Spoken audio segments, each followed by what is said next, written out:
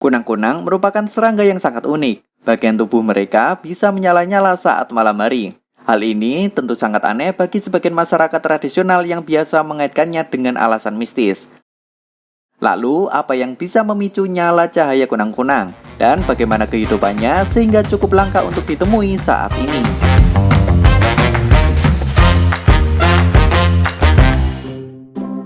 Hai, selamat datang di Teman Sains. Kunang-kunang adalah serangga berukuran sedang yang diklasifikasikan dalam keluarga Lampyridae atau serangga yang bisa mengeluarkan cahaya. Secara umum, mereka adalah kumbang yang termasuk dalam ordo Coleoptera, seperti kepik, kutu beras, dan kumbang badak. Hal ini karena kesamaan mereka yang memiliki sepasang sayap keras bernama elytra. Sayap keras ini berfungsi sebagai pelindung tubuh mereka. Ada sekitar 2000 spesies kunang-kunang. Serangga ini hidup di berbagai lingkungan yang beriklim hangat dan sebagian lagi tinggal di iklim sedang. Kunang-kunang merupakan hewan nokturnal dan akan mudah ditemui saat malam hari, terutama di musim panas. Mereka menyukai habitat yang lembab atau di dekat perairan. Seperti semua kumbang, mereka mengalami metamorfosis sempurna dengan 4 tahap berbeda, yaitu telur, larva, pupa, dan serangga dewasa.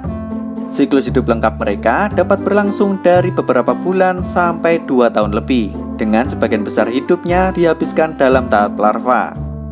Larva kunang-kunang atau cacing pendar adalah predator yang cukup rakus, dengan makanan favorit mereka berupa siput, cacing, atau invertebrata kecil lainnya.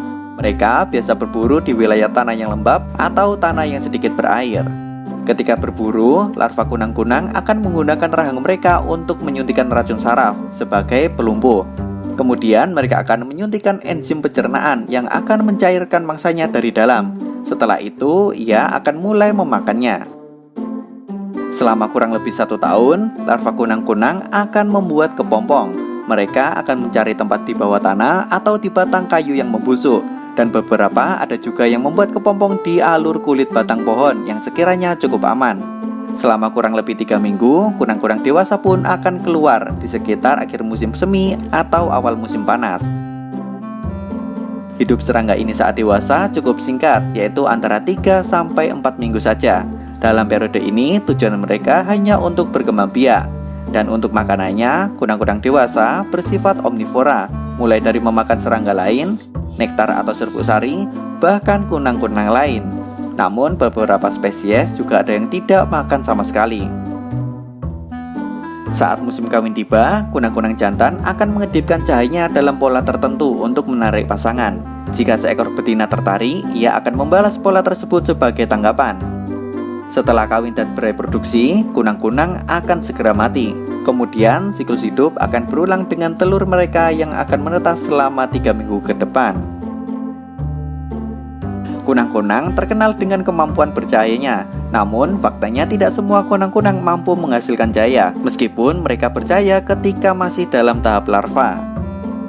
Secara umum, kunang-kunang dapat dibagi menjadi 3 kelompok utama, tergantung pada kemampuan bercahayanya. Yang pertama, kunang-kunang gelap yang biasa aktif di siang hari dan mereka tidak menghasilkan cahaya sama sekali. Yang kedua, kunang-kunang yang disebut glowworm. Beberapa jenis kunang-kunang memiliki betina yang tidak bisa terbang, sehingga tampilan mereka mirip dengan wujud larvanya. Namun, mereka tetap bisa menghasilkan cahaya seperti pada kunang-kunang umumnya. Dan ketiga, kunang-kunang yang biasa kita kenal. Kedua jenis kelamin mereka mampu terbang dan bercahaya ke sana kemari saat musim kawin. Lalu, bagaimana serangga kecil ini menghasilkan cahaya khas mereka? Kunang-kunang dapat mengeluarkan cahaya melalui suatu proses yang dikenal dengan bioluminescence. Pada proses ini, zat luciferin yang ada di dalam perut mereka akan bereaksi dengan enzim luciferase dan oksigen. Reaksi kimia ini mampu menghasilkan cahaya dingin yang dimiliki oleh kunang-kunang. Proses reaksi kimia ini bisa dibilang cukup efisien, di mana hampir 90% energi yang dihasilkan dari reaksi luminensi bisa diubah menjadi energi cahaya. Lalu, ritme kedipan cahaya yang dihasilkan oleh kunang-kunang merupakan pola denyutan saat mereka bernafas menghirup oksigen. Dan ritme cahaya ini tentunya berbeda-beda tergantung pada spesiesnya. Selain membantu mereka menemukan calon pasangan, kunang-kunang juga menggunakan cahaya ini sebagai bentuk pertahanan diri. Mereka berkedip untuk memperingatkan pemangsa bahwa mereka memiliki rasa tidak enak jika dimakan.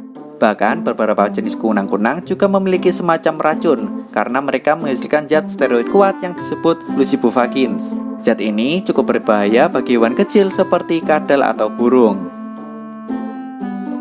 Dan pada masa sekarang, populasi kunang-kunang semakin hari semakin berkurang jumlahnya.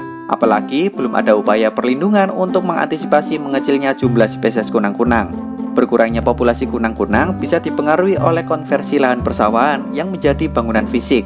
Kemudian terganggunya saluran irigasi persawahan, perilaku masyarakat atau petani yang membakar jerami, serta penggunaan pestisida.